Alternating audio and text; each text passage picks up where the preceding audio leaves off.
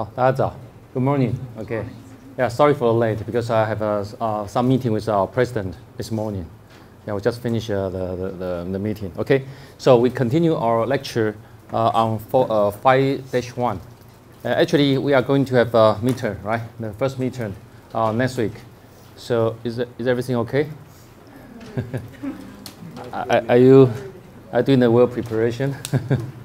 No? Okay. Yeah, try to catch it up this week. Okay. So we will continue on the lecture 5-1, Introduction to Microsystem Design. So in the past a couple of weeks, we have been focusing on the fundamental things, including the IC fabrication, MEMS fabrication, and some scaling law. These three important aspects. This will be our foundations for us to go further. So starting from this week, we are going to apply those fundamental things into the real design of the MEMS-related devices, including sensors and actuators. So before I go to the detailed design, so we can have some idea about how to combine ideas, intuition, or background knowledge, hands-on experience, and some maybe arts, okay, into the design. So the design is not only engineering work. Sometimes you have some arts involved inside the design things. Actually, for the same capability and also same functions, different people can give different designs. And also the lookings and also the structures will be totally different. And also maybe the function will be a little bit different. But the major things is the basic idea, intuitions will be similar. Okay. So so in the knowledge required for microsystem design, we can consider the first one is the operational principle. So these are most fundamental things. So the operational principle may be physical, chemical, or biological model, different kind of things. So you want to apply the existing some kind of ideas, the operational principle into the real final design of the structures. So this is the first thing you need to understand. So the operational principle will give you a lot of different equations actually. So those equations, no matter you are in a large scale or small scale, they also they can be applied to different scales. So that means when your intuition is failed, you still can count on the operational principle, I mean the equations. They will not fail, okay? So try to use your equation smartly and try to get some idea on different scales, what kind of equation, the results that will give to you, okay? So you can count the equations, not the intuition directly. So operational principle, just as I mentioned, the equations will never fail in different scale. So the second step, you want to get some intuition. So you need to go back to our second lecture regarding the scaling analysis. For the scaling analysis, you apply the equations, you can find a different result. The results will be different from what you think in your scale. Okay? So you will need to rebuild the intuition. For example, like a surface tension and also your inertial force. In large scale, we usually count on inertial force instead of a surface tension force. So we deal with surface tension as nothing in large scale. So we don't consider that kind of force at all in all our different equations. We cancel it out, take it out. However, in a small scale, the equations still have that kind of term. Okay?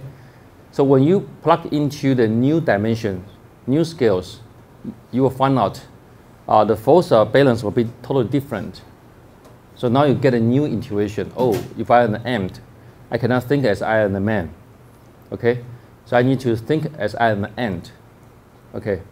So in a small scale, if you think of you are an ant, so the subtension will become important. Okay? And it's a large force. So in this case, you will consider the question differently. Okay? So that's the second step.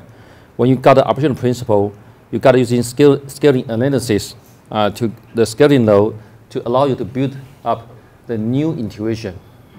So why intuition is so important?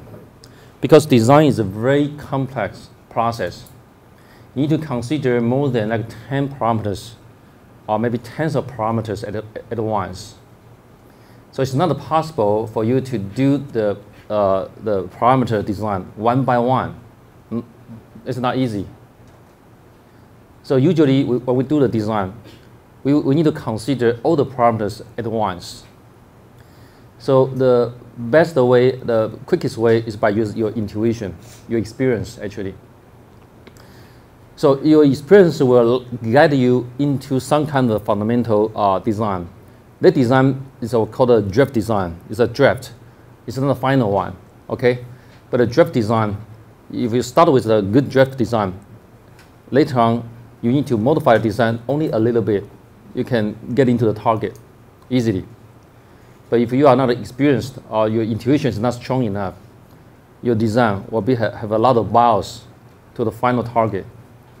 That will take a lot of effort to bring your design different parameters when you do adjustment and bring them into the target.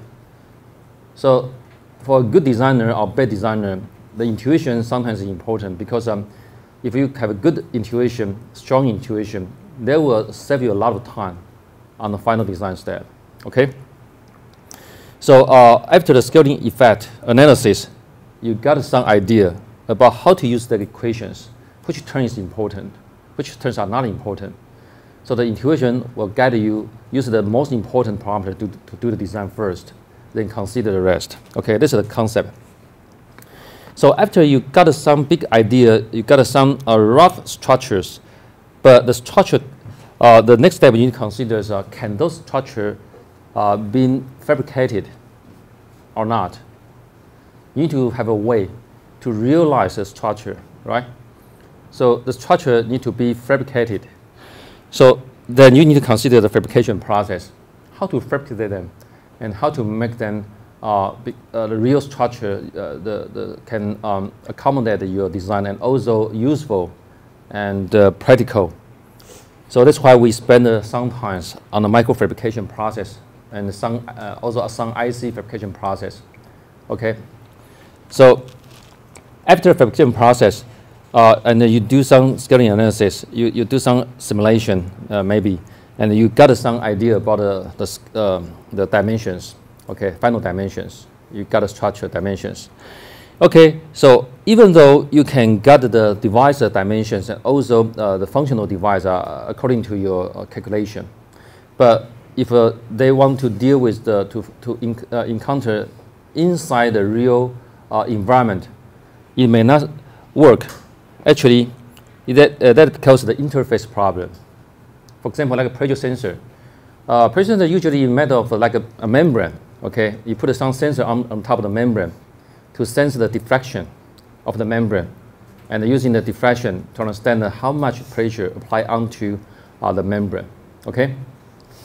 So if you have finished all this scaling analysis and also consider fabrication using bulk machining, remain some membrane on the top, and after that you think it's a good device, can be really used inside a real environment, you are wrong. Actually, when you apply this kind into the real environment, you need to consider what kind of environment it will face.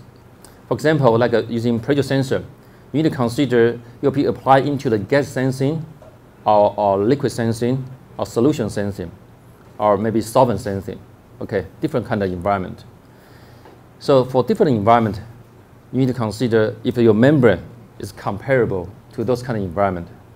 So if it's not comparable, you need to consider to using some interface material to bridge between your membrane and your outside environment. For example, like some very corrosive acid. You want to measure the corrosive acid, the flow speed, the pressure, okay, inside some kind of tank in a chemical reaction, for example. So if you directly put your pressure sensor inside this kind of very corrosive environment, the pressure sensor may not survive. So you need to consider to put some oil between, okay, to interface between your membrane and your outside environment. So this give you the idea about how important is the packaging and integration. So the packaging means we need to package it to make the device become environmental comparable. So in order we can use them into the target environment for real detection. That's for packaging. And not only for packaging. Sometimes we need to read out the sensing, the results, the signal. So sometimes we need to consider the device need to be integrated with the IC, okay? Integrated circuits with circuits for signal enhancement and for readout. So the package integration also need to be considered, okay? So in the pipeline of the design process, okay? So now we consider the design cycle, okay? So actually the MEMS design, the majority is coming from the IC design. And we added some components by using the bulk micro machine or surface micro machine or other different micro machining method.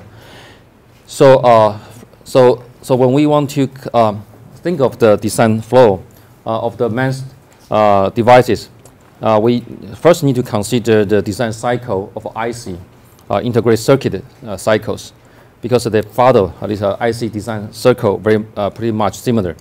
So first we look into the IC design cycle. So the IC design cycle, first you have an idea of specs. For example, your boss want you to design a accelerometer or a pressure sensor.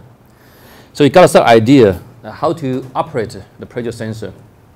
So the pressure sensor means under different kind of pressure, the sensor can respond and to get a signal from the pressure change. So the easiest way is by the diffraction of something, okay? So the usual way to design a pressure sensor is by design a membrane, okay, like I just mentioned. So this is your idea, but idea is not enough. You also need to give some specs. For example, what kind of pressure range, what kind of temperature, what kind of speed, detection speed you want for this pressure sensor to work with, okay? If you are using this pressure sensor inside a static environment, the pressure is usually static, no change, not much change during the day. So you don't need to have a very fast response sensor to do that. You just need a normal sensor. However, if you want to use this sensor at a dynamic environment, the pressure changes a lot during the day or very frequently during the day. So you need to use a fast response sensor. So those specs you need to consider together with your idea, the pressure sensor and what kind of pressure sensor you want in what kind of environment. But to give a specs is not easy things, especially for the beginner like you. Most of you don't have the ability to define, okay, the specs. So the specs usually is defined by your boss. Your boss give you assignment. For example, like your homework, okay. I want you to design what kind of sensor in what kind of range, working range, and sensitivity, responsivity, sensitivity, those kind of things. Give you the specs. Those are specs, okay. So you got the idea and the specs. Now it's your turn. You need to do pre-design. The pre-design and also some simulation. So the pre-design heavily count on these two for the understanding of the operation principle and also the scaling effect. So that means after you did some this kind of simulation, not simulation, the scaling node analysis and also understand the operation principle, you got some idea about the intuition. They give you intuition. So the pre-design heavily depends on the intuition and then also some equations. The equations can give you some rough idea to estimate the structure and also the size. Okay. So if you want to do detailed understanding, it will be better to do simulation. Okay. There are several simulation tools we will try to introduce them to you later on. And also you have one chance to go to the high-speed computer center. I think it's 2 weeks later, right?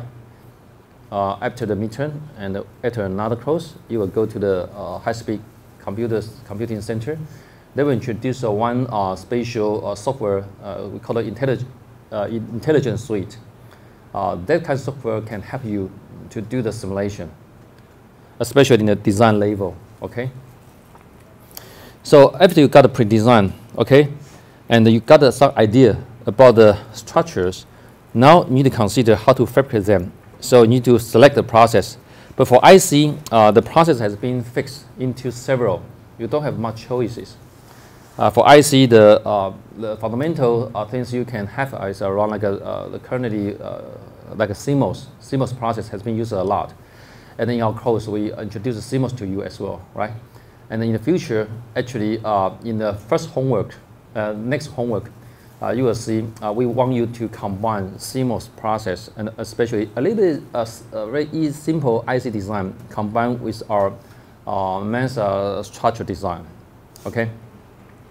So for IC, you can choose like from CMOS process or bipolar process, or currently maybe high power process. Okay, not many processes you can choose from.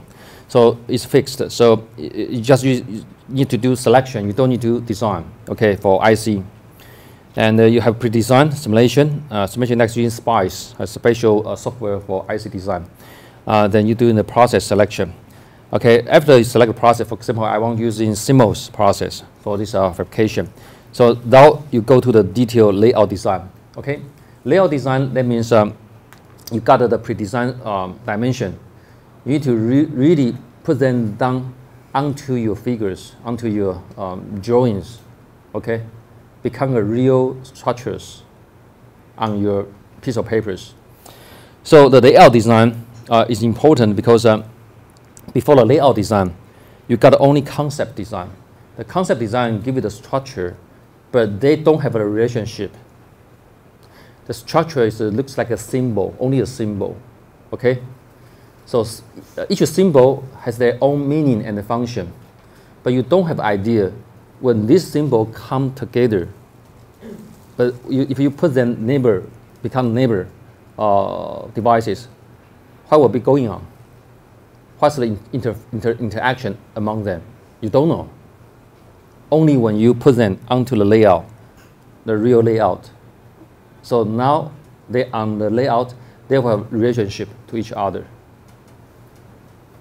Okay, let me use Chinese to explain this again. Maybe this is not easy to understand.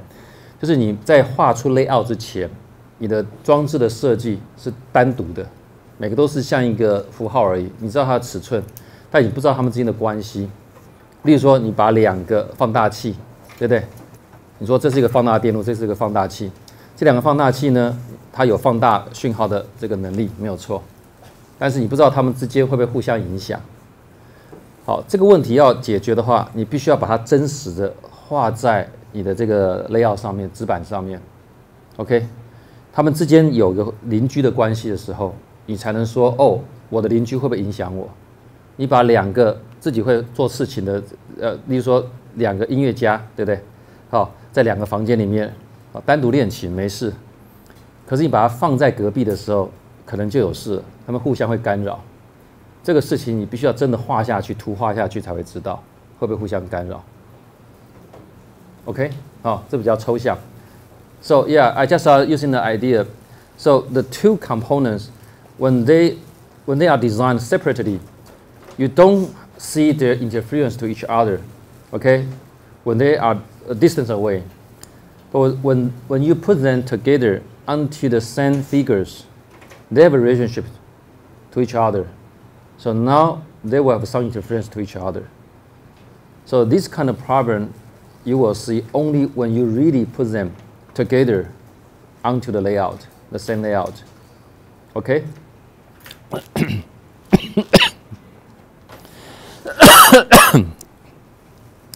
So that's why after the layout design, you need to do the second simulation, the detailed simulation. So the detailed simulation will give you the idea about what kind of interference they will have when you put them together as a neighbor. Before that, they are only symbol. They don't have a relationship to each other. No distance information among them. So after detailed simulation, you find out the simulation results is very similar to your design, the specs. So now you can send out the layout for fabrication. So the fabrication will just follow your layout exactly, okay, to fabricate the structure of the device you want. So after fabrication, finally you will do the testing. So this testing is a real testing on your fabricated devices. So after testing, you will compare the testing results to your original specs, okay, the specs, to see if the ideal specs, the original idea you want, if the testing results follow the ideas. If it is not a follow, you will come back to the layout design, okay? Because those are other things you don't need to do redesign again, because they are fixed already after this process. So you need to consider only the layout design, because the only problem is if separately they can work very well, but if you put them together, there was some interference. So you need to come back to consider how to make them comfortably to accommodate onto the layout without interference to each other. So you need to come back to layout design, try to fix the problem you encounter after the testing, okay? So the testing, the problem usually coming from the layout design level, okay? It's nothing to do with others. This is in IC process, okay? Because IC is a very mature industry. So they separate the design and the fabrication to different groups, okay? Some people learn how to do the design. So those kind of people, they don't really know how to do the fabrication, actually. When you go to TSMC, UMC, the people inside the foundry, they know how to do the fabrication, but they may not necessarily know how to design. That's the IC industry, okay? So they separated this kind of test into two different groups, okay? So for the designer, so he will take care of the whole things until the detailed simulation. The fabrication guy will only do the fabrication for them, okay? This is IC industry, and also the testing for them, okay? So this is a typical design cycle for IC design. So IC design, very limited sense, like most process or bipolar process you can choose from. Not many fabrication processes you can select. And the simulators are very accurate because they have been through many years development and also evolution. So the layout part, the level of layout is the only design variable, okay? So if you find a problem, always come back to the layout design to redefine, to try to find the problem and to solve the problem. So one cycle usually takes you around like 3 months, okay, for the IC design. It's quite quick. So you have a design, once you have the design out, you can send out your design into the CIC, the Chip Implementation Center in Taiwan. Actually, it's free for academia. It's wonderful, okay? Because when you send out you want to have a design fabricated, usually it's very expensive. Typically, it's a 1 millimeter square will take you around like tens of thousands NT dollars, only for very small pieces, easily, yeah. But it's free for academia, okay. So you can send out your design once you have a project with them, okay. So you need to send out the project for review, proposal for review. They feel your design is okay, so they will accept your design. They put all the design, different designs from all over the nations, or maybe some people from outside the nation, outside Taiwan. They send in the design from like United States, from India, maybe. They combine all design together onto one wafer, so they do the fabrication at once, all together. So after they fabricated the device, they will cut the wafer into smaller pieces and then send it back to all the designers. Okay? So that's a typical way for IC design. So people share with one shuffle of the fabrication process. So they will make the chip cheaper, simpler. Okay? If you want to have a one wafer fabrication, usually take you around like $1 million US for the whole fabrication process. It's very expensive. That means thousands of people share one fabrication with you. So that's why each people spend only like tens of thousand NT dollars instead of 1 million US dollars. Okay. So 3 months you can get the design back and then you can do the testing. That's for IC. But unfortunately for MEMS design it's not easy. Okay. So when we look into the typical MEMS design cycle, you find out we have similar structure of the design flow. Okay, starting from idea specs, and you do pre-design simulation. Okay, and the process of design. Okay, the difference is here. Okay, so the IC process, we need only to select process. We don't need to do design because the process has been designed already. So the process is fixed in IC design. But in MEMS design, the process is variable, a lot of variations, a lot of variety. You have different devices, for example, a accelerometer may be different from your flow sensors. Okay, so they will go to different process. Okay, so you need to design your own process as well. Okay, so there's a difference from the IC design. And also, after this one, you also do the layout design and do the detail simulation as well, and the final fabrication and testing. So in the MEMS industry now, actually, we don't really separate the design process to the fabrication process thoroughly. Sometimes you need to go through from the design, from the idea, down to the fabrication by yourself. Okay, so you may not have a luxury of the IC industry. You can focus on only either design or fabrication. You do then all. Okay, that's the differences. And then once you got some question problem of your testing is not the same as your specs, you need to look back not only the detail, the layout design part. You also need to consider many different aspects, starting from your pre-design, process design, until your detailed simulation, all of them. So the question, if you raise one question, you need to come back to all different levels to find out the solution. Not like IC process. It's not that mature and also quite variable of your design parameters. Yeah, so this is the MEMS design process you encounter. So, like we just mentioned, so in the idea pre-design level, we need to understand operational principle and the scaling effect. And then the process design, you need to understand fabrication process, packaging, and integration issues. So in the layout design, you need to understand the design software, design rules. So these things I will teach you maybe next weeks after next week. Okay. So we will have introduce you one of a very special MEMS design software. We call it L-Edit. Okay, which will help you to do your design, your own design on PC. Okay. And the simulation software tools we will introduce you in the high-speed computer center. Okay, they have several different kind of tools. Okay, and also there are some others in the market. Okay, so depends on your lab, what kind of things they are currently using. Just follow them, use them for your simulation.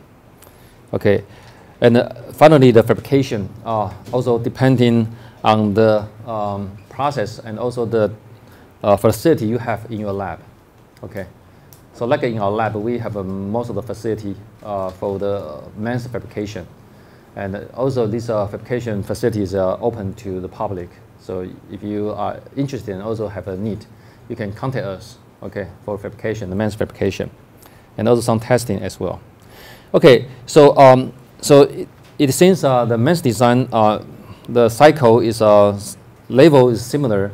However, the time is a little bit different. It's a little bit longer. Usually, it will spend around half a year to finish one design on auto fabrication. So compared to IC, it's not that quick. Yeah, because some of them are not standardized. So you need to go through the details and also to solve the problems one by one. Okay, that's a currently typical process. Like my PhD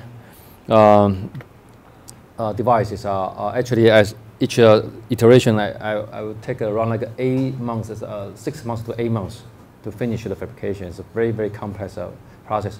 As I mentioned about my devices are around like 14 mask steps, 14 masks. So yeah, so you can consider how difficult it is.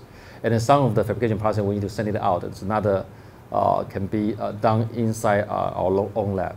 Okay. Yeah. So it depends on your final the projects in your lab. Okay.